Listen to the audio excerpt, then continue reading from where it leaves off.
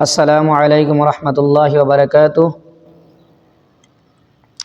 আজি আমি জানিম মুনাফিক কাক কয় আর মুনাফিকৰ আলামত কি কি।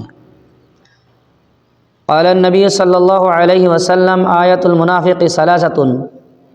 আল্লাহ নবী সাল্লাল্লাহু আলাইহি সাল্লাম কৈছে মুনাফিকৰ আলামত তিনিটা।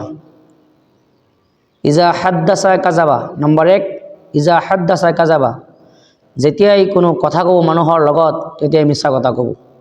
1 নম্বৰ, যিকোনো মানুহৰ লগত আলোচনা কৰাৰ সময়ত কি কৰিব, মিছা কথা ক'ব।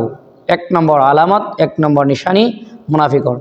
2 নম্বৰ কৈ আছে ওয়াইজা ওয়াদা আখলাফা, মানুহৰ লগত ওয়াদা কৰিব কিন্তু সেই ওয়াদা পূৰা নকৰে। কৈ আছে মানুহ কি কৰিব, ওয়াদা কৰিব কিন্তু ওয়াদা পূৰা নকৰে। ইয়াৰ মাজত আৰু এটা কথা, যদি কোনোবা ব্যক্তিয়ে ওয়াদা কৰিছে আৰু তাৰ নিয়ত আছে মনে মনে যে মই ওয়াদা পূৰা কৰিম আৰু কিবা কাৰণবশতঃ সঁচাকৈ সেই ওয়াদা পূৰা কৰিব পৰা নাই, তেতিয়া সেই ব্যক্তি এই মুনাফিকৰ দৰ্জাত শামিল নহয়। 3 নম্বৰ কৈছে ওয়াজাতু মিনা খানা, কোনোবা ব্যক্তিৰ ওচৰত আমানত ৰাখিলে যদি আমানতৰ খিয়ানত কৰে তেতিয়াহ'লে সেই ব্যক্তি কি মুনাফিক হয়।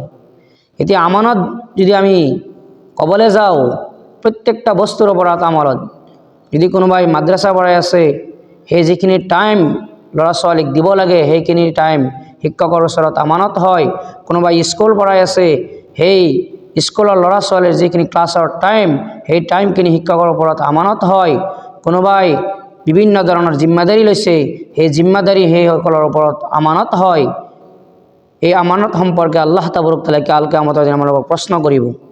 এই 3টা নিশানী, 3টা আলামত যাৰ ভিতৰত থাকিব সেই ব্যক্তি কি হয়, আল্লাহ নবী সাল্লাল্লাহু আলাইহি সাল্লামে কৈছে সেই ব্যক্তি মুনাফিক হয়। আল্লাহ তাবাৰক তাআলা আমালোকৰ প্ৰত্যেকক এই 3টা কৰ্মৰ পৰা হেফাজত কৰক। ওমা আলাইনা ইল্লাল বালাগ। এই ভিডিঅ'টো আপোনালোকে বেছি বেছি শ্বেয়াৰ কৰি দিব, বেলেগেও জানিব পাৰে আৰু বেলেগেও এই মুনাফিকৰ দৰ্জাৰ পৰা বাচি থাকিব পাৰে।